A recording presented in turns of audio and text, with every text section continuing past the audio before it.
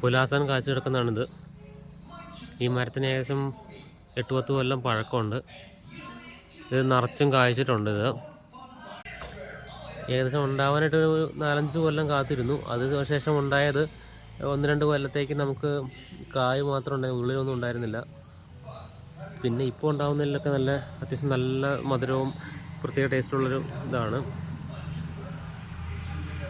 ഇതിൻ്റെ പ്രത്യേകത ഞാൻ കണ്ടിരിക്കുന്നത് വവ്വാൽ വന്ന് കടിച്ച് തിന്നുന്നില്ല.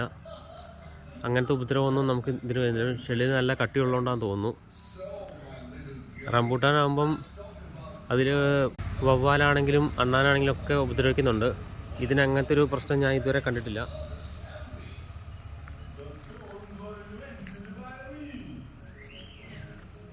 മട്ടോവ നമ്മുടെ ഏകദേശം 3 കൊല്ലമായ മട്ടോവ ഈ കൊല്ലം കായ്ച്ചതുണ്ട്.